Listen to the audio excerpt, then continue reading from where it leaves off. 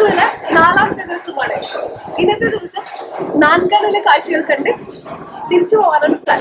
നാൻകടൽ ആദ്യം തന്നെ പോകുന്നത് അയൺ ഫോർട്ട് എന്നറിയപ്പെടുന്ന തേബാവിലേക്കാണ്. അപ്പൊ നമുക്ക് തേബാവിലെ കാഴ്ചകൾ കണ്ടിട്ട് വരാം. അയൺ ഫോർട്ടിലേക്ക് പോകാനായി ഇറങ്ങിയപ്പോഴാണ് വഴിയരികിൽ ഈ ക്ഷേത്രം കണ്ടത്. തായ്വാനിൽ സാധാരണയായി കണ്ടുവരുന്ന ചുവന്ന നിറത്തിലുള്ള ക്ഷേത്രമല്ലാതെ കറുപ്പ് നിറത്തിലുള്ള ഒരു ക്ഷേത്രം കണ്ടപ്പോൾ കൗതുകം തോന്നി ഞങ്ങൾ അകത്ത് കയറി നോക്കാൻ തീരുമാനിച്ചു.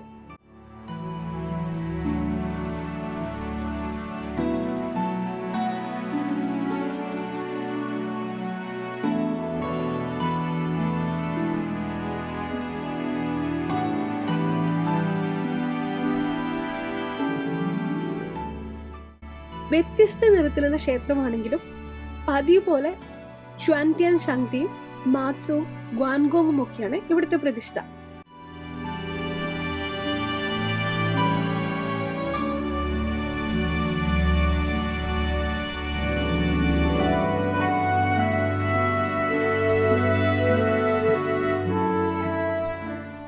ക്ഷേത്രമുറ്റത്ത് നിന്ന് നോക്കിയാൽ അടുത്തുള്ള കടൽ കാണാം. ഇവിടെയുള്ള ചെറിയൊരു പായൽ പിടിച്ചു കിടക്കുന്ന കുളത്തിൽ നിറയെ ആമകളാണ്. ചെറിയ ആമ വലിയ ആമയുടെ പുറത്ത് കയറുന്നതാണ്. എന്തൊരു ക്യൂട്ടാണ്. ക്ഷേത്രത്തിൽ നിന്നിറങ്ങി അയൺ ഫോർട്ടിലേക്ക്. ഇവിടെ നോക്കുമ്പോൾ താഴെയായി കാണുന്ന ആ പാറക്കെട്ടിലാണ് അയൺ ഫോർട്ട് എന്നറിയപ്പെടുന്ന തേബാവ്. താഴേക്ക് കുറച്ച് സ്റ്റെപ്പുകൾ ഇറങ്ങിച്ചെല്ലണം. യഥാർത്ഥത്തിൽ അയൺ ഫോർട്ട് ഉഭയകക്ഷി സേനയുടെ പരിശീലന കേന്ദ്രമായിരുന്നു.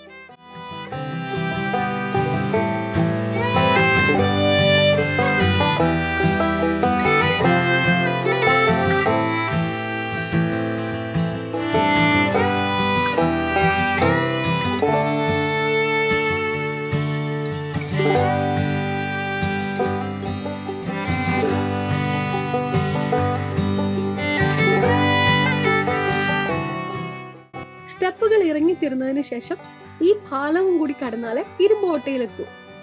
വേലിയേറ്റ സമയങ്ങളിൽ ഇവിടെയെല്ലാം വെള്ളം കയറി അയൺ ഫോർട്ട് സ്ഥിതി ചെയ്യുന്ന പാറക്കെട്ട് ഒരു ചെറിയ ദ്വീപായി മാറും. പ്രതിരോധത്തിനായി സ്ഥാപിച്ച മെഷീൻ ഗൺ, ഗാർഡിംഗ് പോസ്റ്റുകൾ എന്നിവയൊക്കെ ഉണ്ടായിരുന്ന ഈ കോട്ടയുടെ ഇടുങ്ങിയിടങ്ങളിൽ അടുക്കളകൾ, ഡോർമിറ്ററികൾ, ടോയ്ലറ്റുകൾ, പീരങ്കിത്താവളങ്ങൾ എന്നിങ്ങനെ നിരവധി മുറികൾ പണിതിട്ടുണ്ട്. നിങ്ങളിപ്പോൾ കരുതുന്നുണ്ടാവും ഈ പാറക്കെട്ടല്ലാതെ എവിടെയാണ് ഈ കോട്ടയെന്ന്. ഈ കാണുന്ന പാറക്കെട്ട് തുറന്ന് അതിനകത്താണ് ഈ പറഞ്ഞ സൗകര്യങ്ങളെല്ലാം ഒരുക്കിയിരിക്കുന്നത്.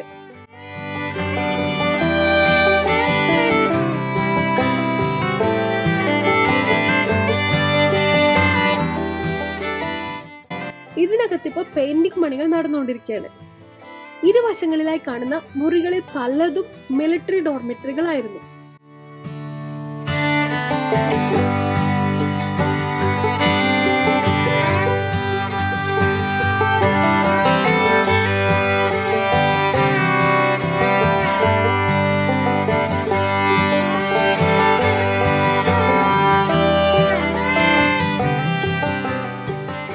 പീരങ്കികൾ സ്ഥാപിച്ചിരിക്കുന്ന വിവിധ വശങ്ങളിലേക്ക് തുറന്നിരിക്കുന്ന ലുക്കൌട്ട് ഹോൾസ്.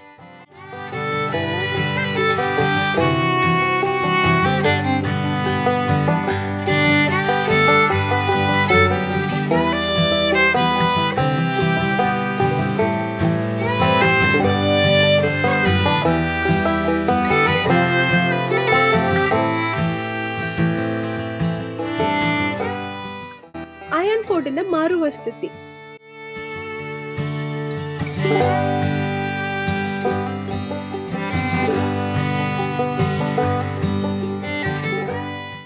ഇവിടുന്ന് പാറക്കെട്ടിന്റെ മുകളിലേക്ക് സ്റ്റെപ്പുകളുണ്ട്.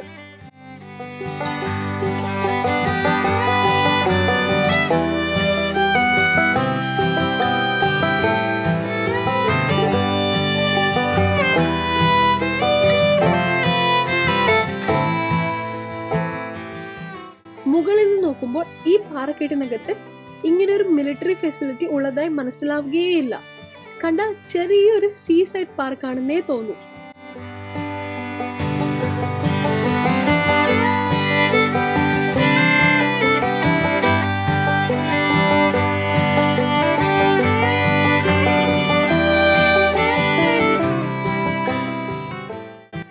അണക്കെട്ടിന്റെ സൈഡിലെല്ലാം ശത്രു സൈനികർ കടലിൽ നിന്ന് അയൺ ഫോർട്ടിലേക്ക് നുഴഞ്ഞു കയറാതിരിക്കാനായി കുപ്പി കഷ്ണങ്ങൾ ഒട്ടിച്ചു വെച്ചിട്ടുണ്ട്.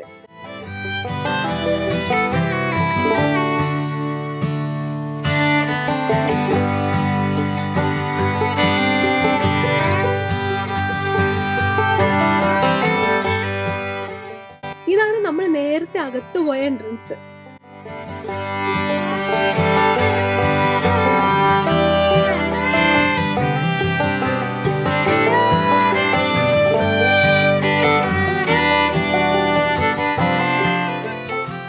നമ്മൾ തിരിച്ചു പോകാൻ ഇറങ്ങിയപ്പോഴേക്കും ഒരുപാട് ടൂറിസ്റ്റുകൾ അയൺ ഫോർട്ട് കാണാനായി ഇവിടെ എത്തി.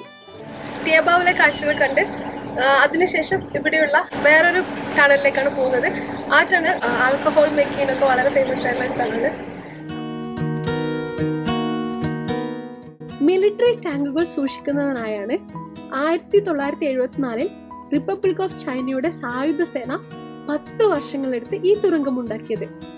1975 ചാങ്കായ് ഷേക്കിന്റെ 88ാം ജന്മദിനത്തോടനുബന്ധിച്ചാണ് ടണൽ 88 എന്നർത്ഥം വരുന്ന ബാബ കെൻഡാവ് എന്ന പേരിട്ടത്. പിന്നീട് ഈ തുരങ്കം തായ്വാന്റെ നാഷണൽ ടെലികോം കമ്പനിയായ ചോങ്ഹ്വ ടെലികോമിന്റെ ഉപകരണ മുറിയായി ഉപയോഗിച്ചു പോന്നു. 1992 ഇത് മാച്ചു ഡിസ്റ്റിലറിക്ക് കൈമാറിയതിനു ശേഷമാണ് മാച്ചുവിലെ ഫേമസ് ആയ കൗലിയാങ് മദ്യം സൂക്ഷിക്കാനായി ഈ തുരങ്കം ഉപയോഗിച്ചു തുടങ്ങുന്നത്. റെഡ് സോർഗം എന്ന ധാന്യത്തിൽ നിന്നുണ്ടാക്കുന്ന നല്ല വീര്യം കൂടിയ മദ്യമായ കൗലിയാങ് നിറച്ച ചെറുതും വലുതുമായ ഭരണികൾ ഈ തുരങ്കത്തിൽ ഉടനീളം കാണാം.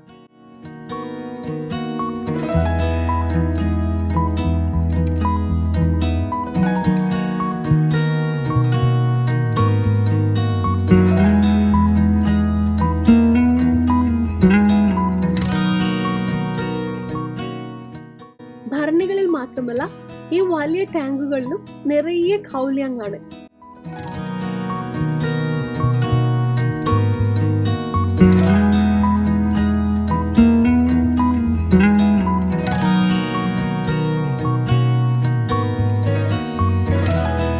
ബാബാവ് കെൻഡാവിലെ കൗലിയാങ് ഭരണികൾ കണ്ടപ്പോൾ ഞങ്ങൾക്കും കൗലിയാങ് വാങ്ങിയാൽ കൊള്ളാമെന്നായി.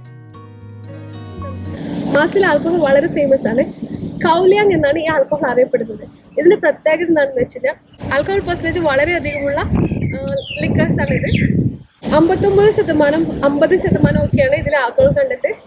ഞാൻ രണ്ട് ടൈപ്പ് ആൽക്കഹോൾ ഇതിന് വാങ്ങിയിട്ടുണ്ട്. ഒന്ന് 42%, വേറെ 50%. Dongyin Matsu aged Kaoliang. ഇത് 50% ഉള്ള ആൽക്കഹോളാണ്. ഇത് 42% ആൽക്കഹോൾ ഉള്ള കൗലിയാങ് ആണ്.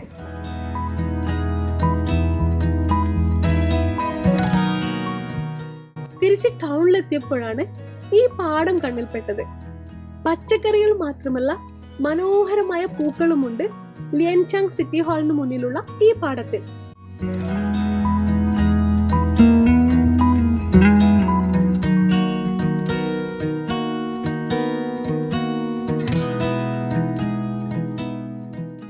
അങ്ങനെ ഞങ്ങളുടെ 4 ദിവസത്തെ മാത്സു യാത്ര ഇവിടെ അവസാനിക്കുകയാണ്. തിരിച്ച് തായ്പേയിലേക്ക് പോകാനായി നാൻകാൻ എയർപോർട്ടിലെത്തി. അപ്പോൾ തായ്വാനിലെ കൂടുതൽ കാഴ്ചകളുമായി അടുത്ത എപ്പിസോഡ് വീണ്ടും കാണാം.